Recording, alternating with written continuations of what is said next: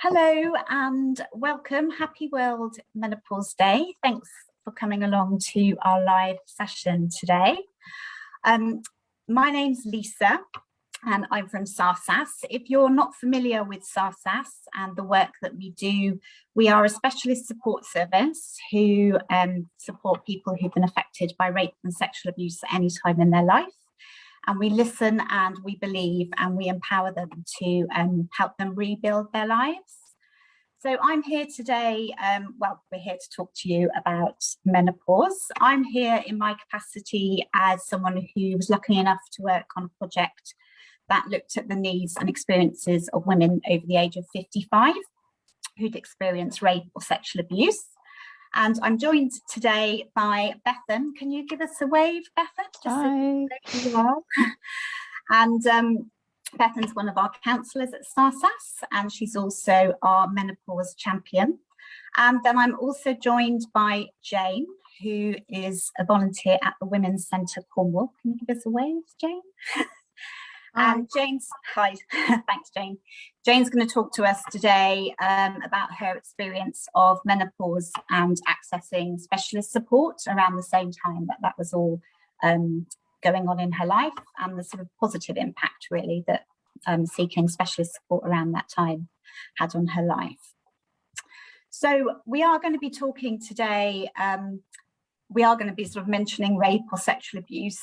We're not going to be talking in any detail about any of those things, but still, you never really know what that might bring up for some people. So please make sure that you take care of yourself. We will be putting together a list of organisations that you can go to for support, which we'll put in the comments at the end of today's session. And we will also be talking a lot during today's session. We'll be talking a lot about women, we're talking about the menopause, but we do also acknowledge that menopause is something that's experienced by people who don't identify as a woman. And so we're incorporating all of those experiences into what we're discussing today. If you've got any questions or comments, you can type them into the comments and we'll try and sort of get through as many of them as possible. We're very much not presenting ourselves as medical experts today on the menopause, but we're all sort of coming with our different experience and knowledge that we're hoping to bring with us today. But if we're not able to answer your question, then we should hopefully be able to point you in the right direction. So I'm going to start, I'd like to start asking you, Bethan, if you can tell us a little bit about World Menopause Day, why it's important, why do we celebrate it, why is it such an important day? Yeah, sure. Well, World Menopause Day has actually been around since 2009, I think. It started in Australia, and it's now really a whole global awareness day, and there's the whole month of October as well, which is kind of menopause awareness month, and they have a different theme each year. So this year is actually bone health, I believe. And yeah, it's really to kind of celebrate what is, of course, a natural event or phase that affects over half the population, and to raise awareness of its impacts on women and yeah, those beyond the gender binary, as you were saying. And it's about looking at, making sure people know about support options, and also removing the stigma and kind of challenging the sort of the attitudes that are still around for menopause and also menstruation, which historically shaming really. So it's about taking women's health issues seriously and our health and well-being, and giving the message that it to celebrate, to talk about, and to really make sure that people are aware. It's such a huge thing that we haven't always been able to speak about. Great, yeah. So really trying to sort of change the narrative a bit around, sort of break that silence around menopause. I mentioned earlier that you're our menopause champion at SARSAS. Yeah. Could you sort of tell me a bit more about what that involves for people that don't know what that means, and your role, and why that's been such a great sort of role for the work we do at SARSAS? Yeah. I mean, it is a new and quite exciting role at SARSAS, and it kind of tied in with our menopause policy, which we launched about a year ago, just over a year ago. And we had a former colleague, Sarah, who was doing some research for a project around menopause.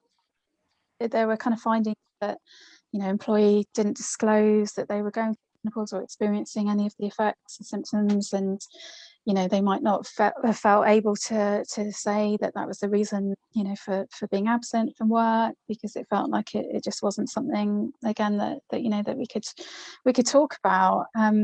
So yeah, really part of SARSAS being a feminist organisation, and good practice, really. You're seeing kind of more and more organisations are kind of developing and adapting menopause and perimenopause and menstruation policy. And it's about having that kind of culture in the organisation of openness and support. So yeah, I mean, it's about 10 pages long or something on policy, so I don't know it kind of off by heart, but it covers things like, making sure that all of our managers are trained in supporting staff going through menopause in the workplace. I mean, there's, I think, 30 million people going through the menopause in the UK at the moment, and 1.6 million work days are lost to menopause symptoms every year.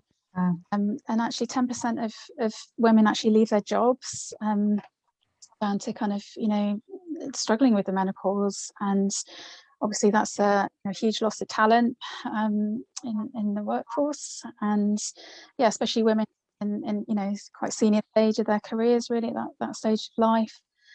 So we really want to make sure that we retain our staff and volunteers, that everybody feels supported and understood, and that it's dealt with sensitively. And yeah, we recognise that need for understanding and support from employers, from managers. I mean, there is a legal case as well under the Equality Act.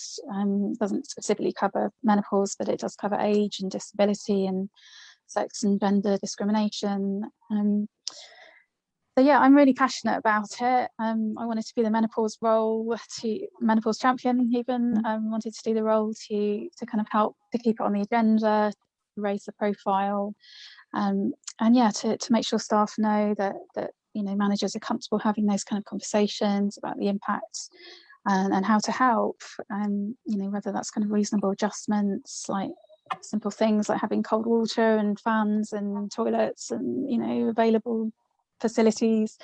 It might be flexible working. So yeah, I also try and kind of keep up to date with any news and developments, and there just seems to be so much going on at the moment. There's so many kind of podcasts, articles, news. Time once you start kind of looking into it, there's like a huge sort of growing movement, it feels like. And yeah, what else do I do? Just kind of have the conversations open, really. We've had a couple of menopause cafes, which are just opportunities for anyone who wants to come along from the organisation to just talk about things menopause in a safe place. We can do it over tea and cake, and we're able to meet in person, but we have done some over Zoom as well. And actually, we really find that once people do start talking, everyone's got something to say, really, and everybody has either personal experience or knows other people who've been through a lot. And yeah, it's about just kind of having this conversation, supporting each other, supporting the team, letting people know again that it's good to talk about it. It shouldn't be a taboo subject. Yeah, and it feels quite groundbreaking. I mean, it shouldn't be groundbreaking, but it feels quite groundbreaking. Yeah. There are more and more organisations who are looking at sort of putting together menopause policies so that women can feel comfortable to even acknowledge that they're going through it or experiencing those symptoms, whereas previously it would have just been a case of sort of, try and get through it and carry on without really saying anything. So to be Yeah, able or to make up an actually say, excuse, or yeah, or maybe or feel embarrassed yeah. if you're having a hot flush, or Mhm. yeah, so it's great that that conversation is changing, but it does still feel Yeah, quite slow in yeah, many yeah. ways. There's a way to go, but yeah, it's good to be Yeah. part of. Yeah. Great, thank you. And for people that maybe are sort of thinking about menopause or perimenopause for the first time, could you just tell us a little bit about the difference between those two things? Because often you hear Yeah. them sort of bandied around those two terms sort of Mm. interchangeably, and are they the Yeah. same thing? Yeah. Do they mean different things? What's the sort of definition? Sure. Yeah. I mean, so menopause is, again, it's it's a natural stage of life. Um, for women, I mean, it actually lasts one day, but after your last period, sort of 12 months after that, you're kind of technically in menopause. It usually happens around sort of late 40s, early 50s, but it can start a lot earlier for some people, or later. The symptom, I always feel like symptom sounds like it's a very kind of like a disease, or the effects, maybe, is that a better word? But yeah, that they can last about several years, and again in some cases can be a lot longer, like a decade or 12 years. I mean, it's very difficult. There's like a lack of research as well that can really be specific about how long it will last. Everyone's a bit different, but yeah, basically your estrogen hormones start declining and no longer releasing eggs and from your ovaries, and your periods stop. But the perimenopause is when your body's sort of starting to change, kind of in the build up to menopause. And again, that usually starts sort of mid 40s, but earlier, could be later, could go on for years. And yeah, it's kind of hormone fluctuations. So you might get heavier or lighter periods, or irregular periods, flooding. You might get more kind of PMS symptoms, or PMDD symptoms, and those sort of mood fluctuations. But yeah, I mean, I hadn't actually heard of perimenopause until my partner actually went through it, and then started to sort of read up more about it. But yeah, there is a sort of lack of understanding or information about it. But yeah, they are different, but they have some of the same symptoms, and so that they kind of are connected. Yeah. Great, thank you. And Jane, I'm just going to sort of bring you in here. We'll sort of come to you in a bit to talk specifically about sort of when you were accessing support. But I just wondered whether you'd really noticed, because it feels like there's been an explosion in the last sort of 18 months even of people talking about menopause. We've had Davina on TV doing a whole program about it, and there's a lot of information. I wonder if you've noticed that sort of difference sort of now between, say, even 5 years ago, whether that's something that you've picked up on. Definitely, yeah. And I'm so glad that actually it is now being a not such a taboo subject, and that people are raising awareness of it. Because I think I just feel that I don't remember my mother going through the menopause, but I think women just put up and shut up with it, and just got on with it, and and coped as best they could. Whereas with now, with having more conversations and maybe being able to feel that you can talk about it a bit more openly, that's all a really good thing. Yeah. So definitely noticed a difference. Yeah. Great, thank you. So Bethan, you were talking about some of the symptoms there, and that links in a little bit to some of the work that we did when we were running our project, looking at the experiences of women over the age of 55. And it was some unexpected findings really that came up through the course of the research that we did, but also through focus groups and a survey that we ran. That some women were sort of anecdotally talking about how when they started to experience perimenopause, it really sort of exacerbated some of their trauma symptoms, or, in some cases even seemed to trigger trauma symptoms. And they found it much harder to sort of cope with, what was going on in their lives as a result of that.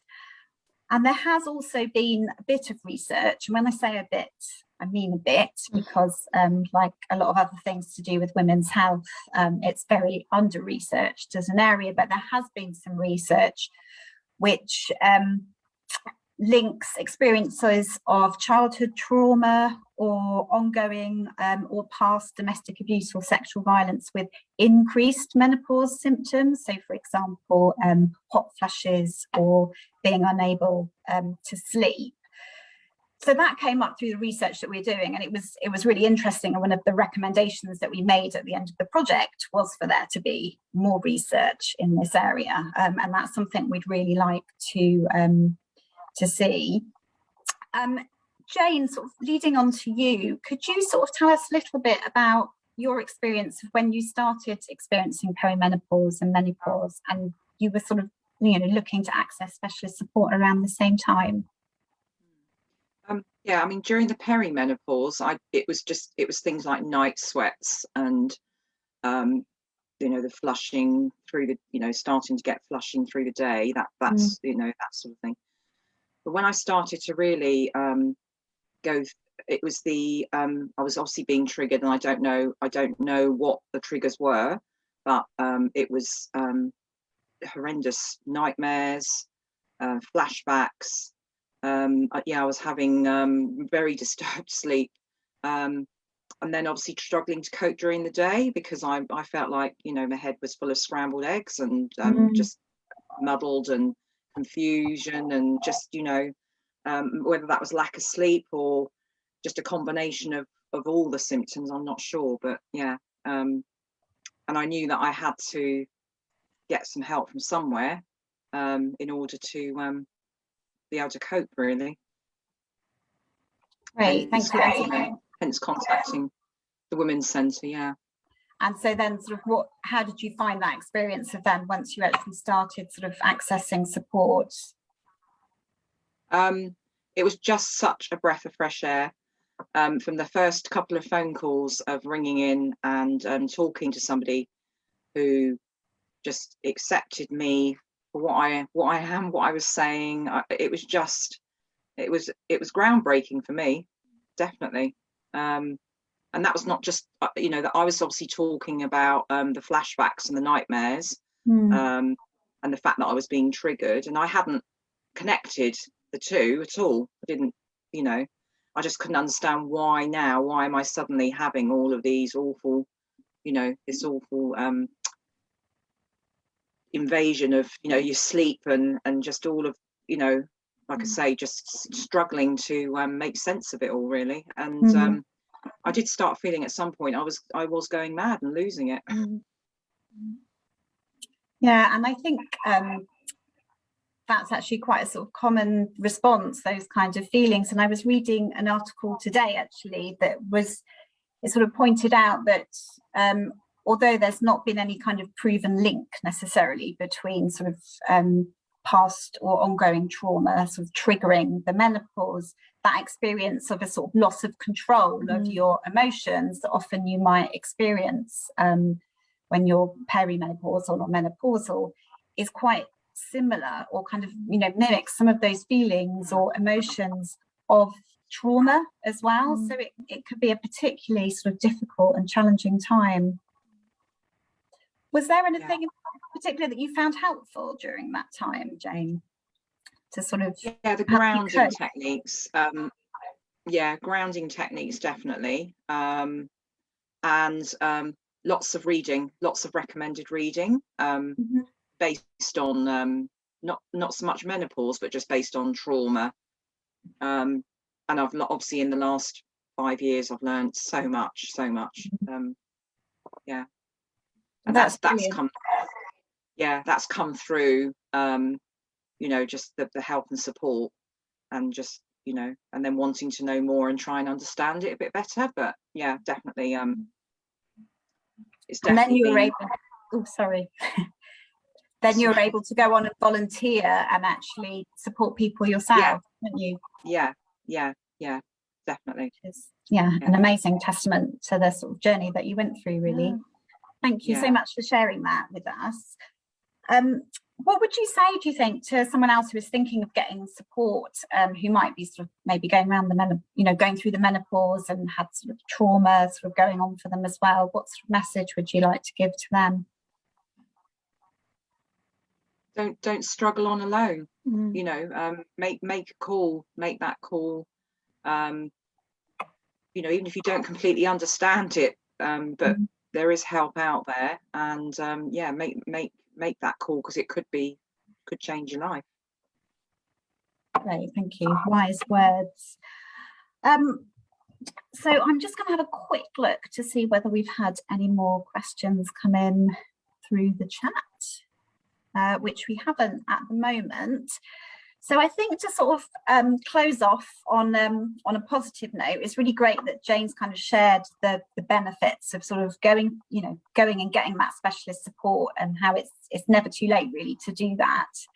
Bethan, what would your sort of key message or positive takeaway be for people watching today around sort of where we are maybe now in terms of awareness around the menopause? And yeah, I mean, I definitely echo what Jane, what you were saying, you know, about the you know, you're not alone, and there is support, and yeah, knowledge is power, isn't it? And understanding, you know, kind of what's going on is so helpful. But yeah, I mean, also it does feel like it is kind of, you know, a growing movement, or even like a revolution, you know, at the moment. And I think we'll see more, you know, people talking about it, and more and more about it.